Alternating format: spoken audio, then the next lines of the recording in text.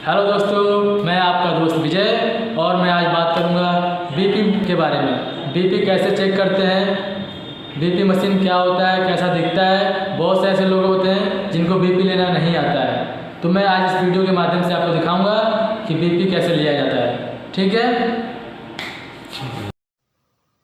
शरीर के सारे अंगों तक रक्त पहुंचाने के लिए हृदय रक्त को एक खास दबाव पर पंप करता है और इसी दबाव को रक्तचाप या ब्लड प्रेशर कहते हैं। ये समझने के लिए रक्तचाप क्या होता है। हृदय द्वारा पंप किया गया रक्त रक्त वाहिनियों में आता है और इनकी दीवारों पर दबाव बनाता है। इसी का उपयोग करके डॉक्टर ब्लड प्रेशर नापते हैं। बीपी नापने की मशीन को स्पिग्मोमैनोमीटर कहते हैं। इसे बीपी ऑपरेटर्स भी कहते हैं। इसमें ये एक नॉब होता है, कपड़े का जो बना है कफ होता है, रबड़ बॉल होता है। ठीक है, इसे ऐसे खोला जाता है। कपड़े के बने इस हिस्से को कफ कहते हैं। इस कफ को बांह के ऊपरी हिस्से में बांध देंगे।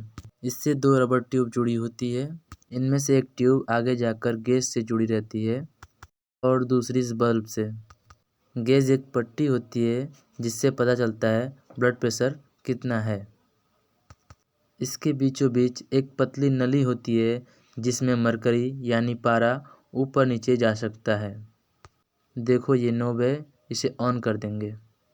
रबड़ बल्ब में स्क्रू जैसा एक बल्ब होता है, इसे इस तरह घुमाया जाता है। चलो अब देखते हैं ब्लड प्रेशर कैसे नापा जाता है। सबसे पहले डॉक्टर मरीज को आराम से बैठने के लिए बोलते हैं। मरीज का हाथ ऐसी स्थिति में होना चाहिए और पैर फर्श को छूना चाहिए। बीपी apparatus खोला जाता है। कफ निकालकर मरीज के कोहनी से 2 उंगल ऊपर बांध देंगे।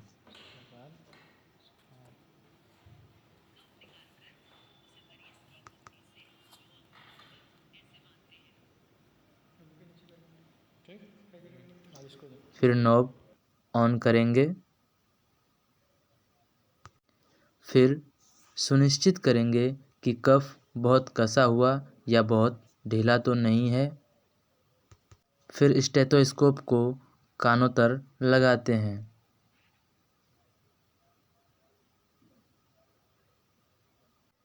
चेस्ट पीस में उंगली लगाकर पता लगाते हैं कि आवाज़ सही से आ रही है या नहीं। स्टेथोस्कोप के चेस्ट पीस को कोहनी के बीच में इस प्रकार लगाते हैं। दूसरे हाथ से रबड़ बल्ब को बंद कर देते हैं और रबड़ बल्ब पंप करते हैं। गेज का पारा ऊपर जाने लगता है, साथ ही कप में भी हवा भर जाती है। इस हवा की दाब की वजह से रक्त प्रवाह थोड़ी देर के लिए बंद हो जाता है। जब पारा 160 या 180 तक पहुंच जाता है, तब डॉक्टर रबड़ बल्ब को पंप करना बंद कर देते हैं। बल्ब को उल्टी दिशा में घुमाया जाता है। अब हाथ से दबाव कम हो जाता है। पारा धीरे धीरे नीचे आता है। पारा नीचे आते समय रक्त प्रवाह फिर से शुरू हो जाता है और उसी समय डॉक्टर को स्टेथोस्कोप से धक धक की आवाज़ सुनाई देती है। इस आवाज़ की शुरुआत होने पर पारा जिस दर पे होता है उसे दर्ज कर लेते हैं और इसे कहते हैं सिस्टोलिक ब्लड प्रेशर। यहाँ आवाज़ 110 पर आना शुरू हुआ है। पारा नीचे आते समय धक धक आवाज़ आती रहती है और एक जगह पर बंद हो जाती है। आवाज़ बंद होने पर पारा जिस दर पे होता है उसे डायस्टोलिक ब्लड प्रेशर के रूप में दर्ज कर लेते हैं। यहाँ पारा 70 पर पहुँचने पर आवाज़ आनी बंद हो गई है तो बल्ब को पूरा घुमाया जाता है। डॉक्टर कफ में भरी हवा को निकाल देते हैं। स्टेथोस्कोप को कान से निकालते हैं और मरीज के ऊपरी बांह में लगे कफ को हटाते हैं और बीपी apparatus को उचित जगह पे रख देते हैं। क्या आप उस मरीज का बीपी बता सकते हैं जिसे हमें उदाहरण में देखा था? उसका है 110 सिस्टोलिक और 70 डायस्टोलिक।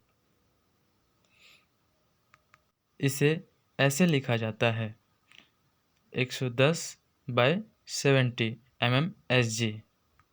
mmHg ब्लड प्रेशर मापने की इकाई होती है।